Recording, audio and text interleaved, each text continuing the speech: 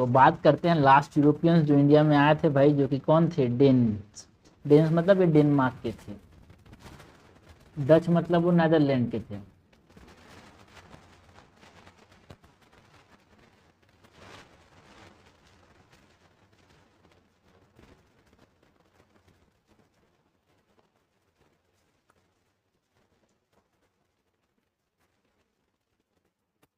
Okay, तो सबसे पहले तो यहाँ पे हम बात करें, ज़्यादा चीज़ें नहीं डेंस के बारे में, बट हाँ थोड़ा सा इंट्रोडक्शन टाइप भी देख लेते हैं।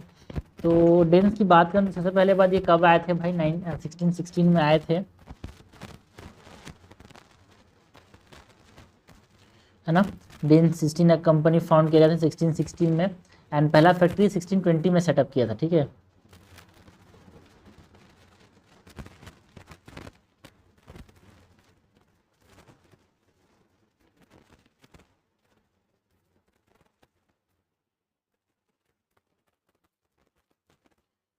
सिक्सटीन ट्वेंटी के अंदर फैक्ट्री एट वैंकूवर, जो कि तमिलनाडु में है।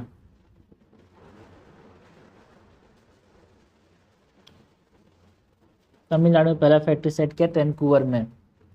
देन श्री रामपुर, जो कि कहाँ पे है? बंगाल में, was there main settlement.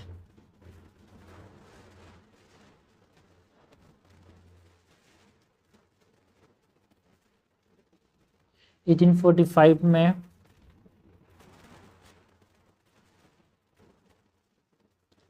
Danish settlement sold to the British,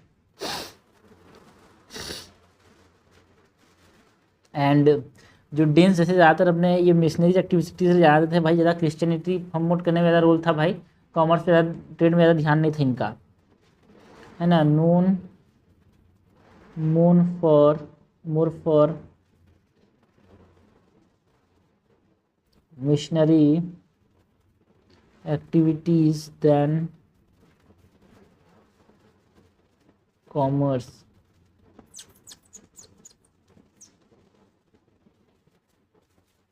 okay, ये हमने बात की अबाउट डेंस की ना। सबसे इंपॉर्टेंट चीज़ जो यहाँ पे हम बात करेंगे, जो मेंस पर्सपेक्टिव से बहुत इंपॉर्टेंट है यार, वो है कि ब्रिटिश जो थे वो बाकी यूरोपियन से कैसे सक्सीड किया, क्या कारण रहा था, वो सब हम देखते हैं। तो why the British succeed over other Europeans की बात करें तो सबसे पहला जो कारण है भाई कि इनका जो एक structure and nature of trading company की बात करते हैं, मेन कारण तो यही था,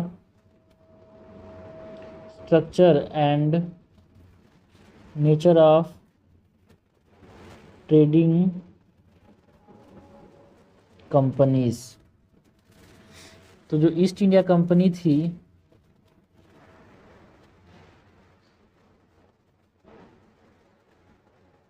जो इंग्लिश ईस्ट इंडिया कंपनी थी,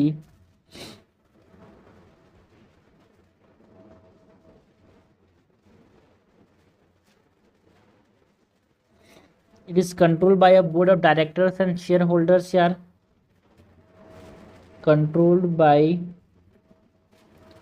board of directors and share holders, मतलब ये इंटरेस्ट ड्रिवन था।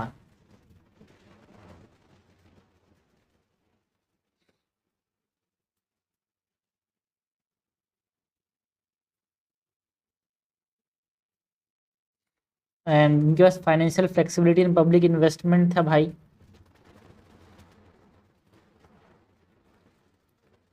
Add financial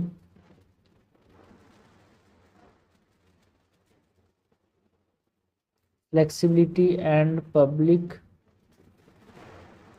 investment. बट जो इंग्लिश, जो फ्रेंच एंड जो पोर्तुगीज थे,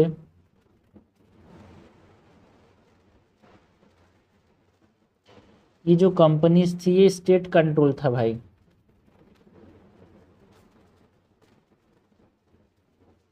एंड फिडेलिस्टिक था ये, जिसकी वजह से पब्लिक इंटरेस्ट की कमी थी इनके अंदर। तो फंड भी नहीं था उतना ज़्यादा इनके पास, फाइनेंशियल मैनेजमेंट भी कम था इनका, एंड लैक ऑफ ऑटोनॉमी। तो एक वर्ड में आप समझना कि एक प्राइवेट कंपनी थी English East India company, and public company थी फ्रेंच। तो पब्लिक वाले जो है गवर्नमेंट वाली चीज़ें तो जानते हुए भाई, कोई बढ़ावा कोई विकास का स्कोप नहीं होता, ठीक है। सो लैक ऑफ ऑटोनॉमी, ये भी कारण था कि जो ब्रिटिश थे वो रूल करते रहे, और फ्रेंच जो है वो उतना अच्छा यहाँ पे रूल नहीं कर पाए यार, है ना। फ्रेंच सक्सेस नहीं कर पाए एंड ब्रिटिश का सक्सेस हो गया।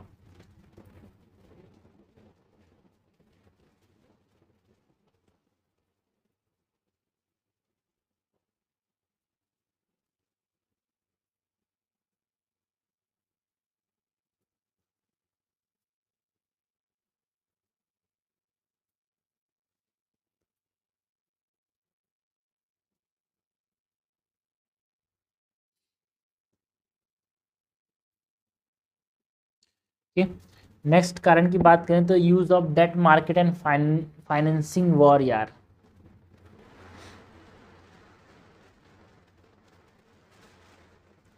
Okay, use of debt markets and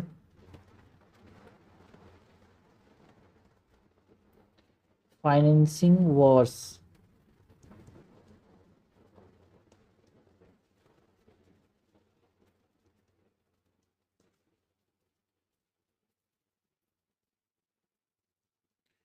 तो जो बैंक ऑफ इंग्लैंड था,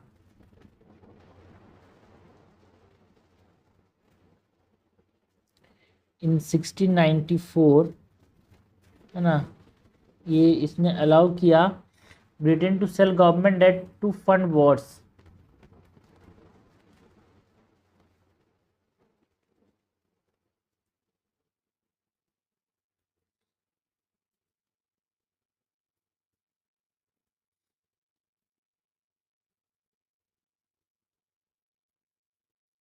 and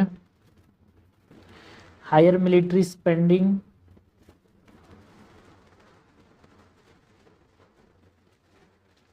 then France and Spain. इसकी वजह से इंग्लिश जीत गया भाई, ब्रिटेन की ज़्यादा मिलिट्री स्पेंडिंग था, विच faced financial crisis.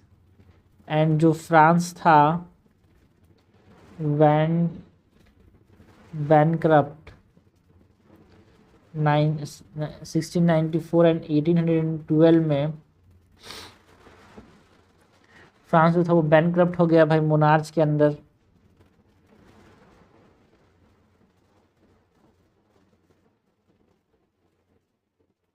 And Napoleon के अंदर। तो ये भी कारण था कि इंग्लिश हार गए, इंग्लिश जीत गया, बाकी लोग हार गए। ओके,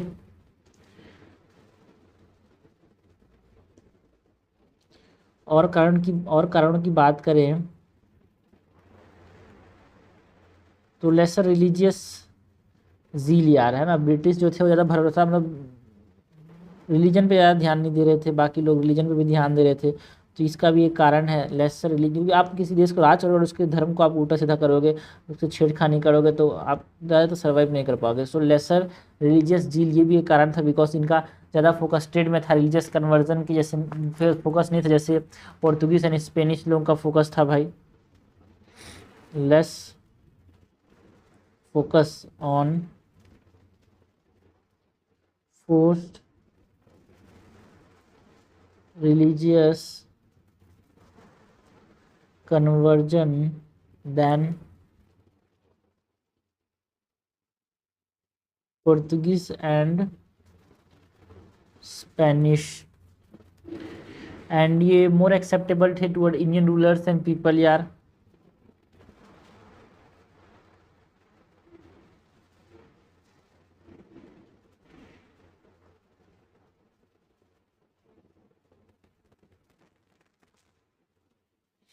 और क्या कारण था भाई कि जो ब्रिटिश थे उनका गवर्नमेंट कैसा था भाई, स्टेबल गवर्नमेंट था।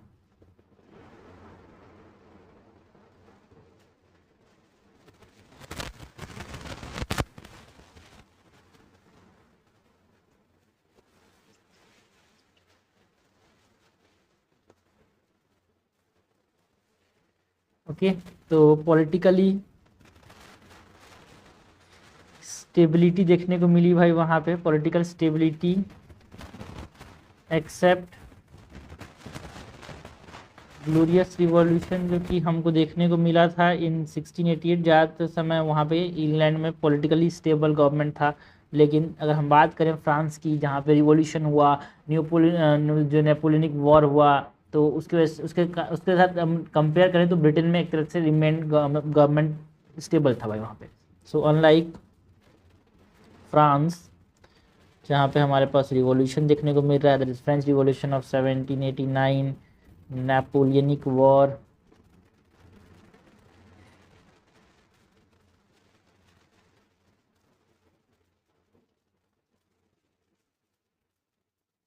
Britain remained stable। ऑल्सो जो डच एंड पोर्तुगीज थे एक तरह से ना, वो बैंक करप्ट हो गए थे भाई। 80 years ऑफ वॉर जो था उसके से बैंक करप्सी के कगार पे पहुंच गए थे, तो वहाँ पे गवर्नमेंट जो थी स्टेबल नहीं थी। सो डच एंड पोर्तुगीज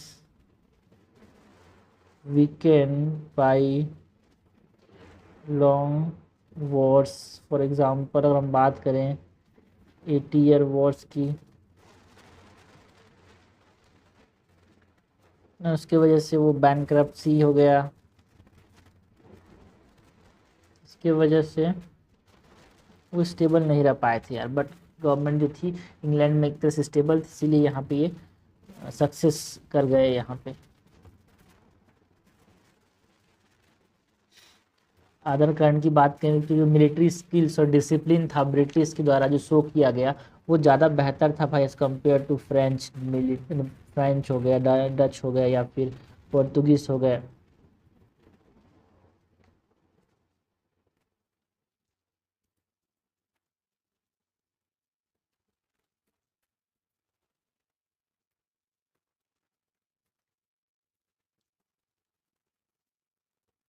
ना मिलिट्री कैसा था भाई, highly trained, discipline soldiers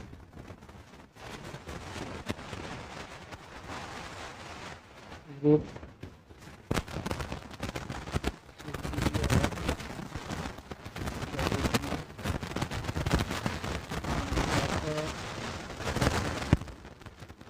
technology and tactics were allowed.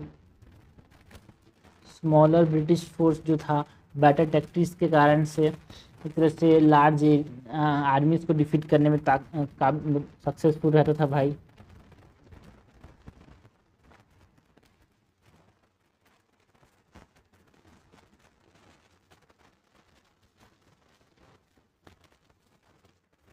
Okay, उसके बाद हम बात करें नेवल सुप्रीमेसी की, तो जो ब्रिटिश की जो नेवी थी वो ज़्यादा सुपीरियर थी भाई।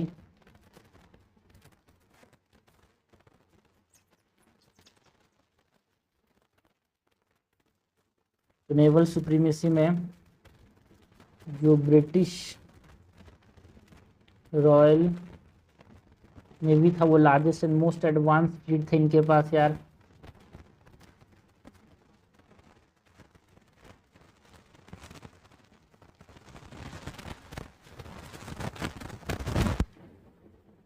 जिसकी मदद से इन्होंने डिफीट किया स्पेनिश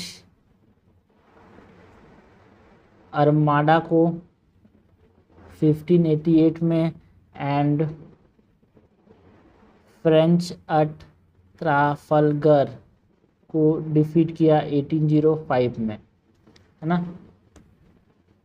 और किसको भाई, एक तरह से इनके पास एक fast and technologically superior ship से जो कि डोमिनेट करने में हेल्प किया इंडियन वाटर्स के अंदर।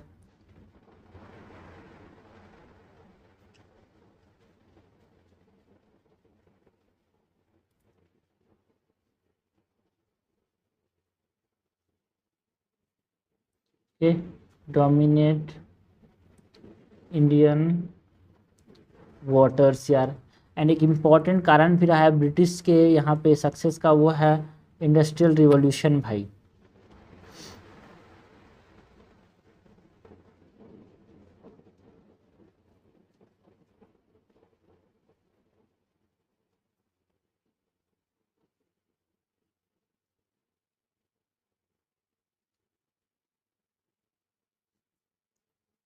तो ये जो इंडस्ट्रियल रिवॉल्यूशन है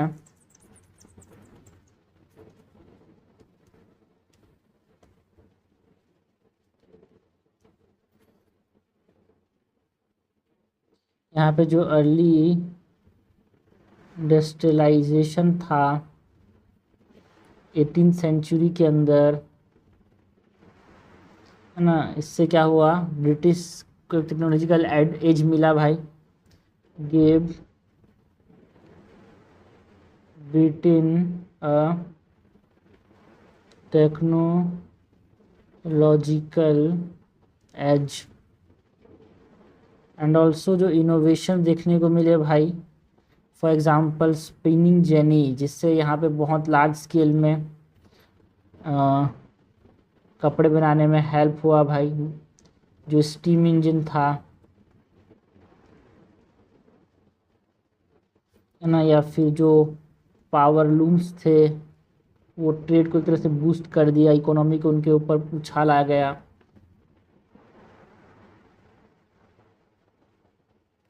ओके, तो ये सब कारण है भाई कि कैसे ब्रिटिश जो थे वो सक्सीड कर दिए अपने दूसरे काउंटर पार्ट, जो यूरोपियन काउंटर पार्ट्स थे उनसे, ठीक है। जिसमें एक तरह से structure and nature of trading companies की बात कर सकते हैं कि इंग्लिश जो थे वो एक प्राइवेट कंपनी थी एंड फ्रेंच जो थे गवर्नमेंट रूल कंपनीज थी, ठीक है। Use of debt market and financing Wars का वो एक तरह से इनको सुपेरिटी देता था इंग्लिश को, है ना। Lesser religion zeal, stable government, military skills and discipline, industrial revolution, naval supremacy, ये हमने बात की about the success of British were over the other Europeans यार। एंड साथ ही साथ ब्रांड्स की बात की। इस प्रकार से हमारे पास जो यूरोपियन एडवेंट ऑफ यूरोपियन वाला जो टॉपिक है वो खत्म होता है यार। इंपॉर्टेंट टॉपिक है, मेंस में क्वेश्चन आता है, प्रीलिम्स में भी यहाँ पे छोटे छोटे क्वेश्चन आ जाते हैं,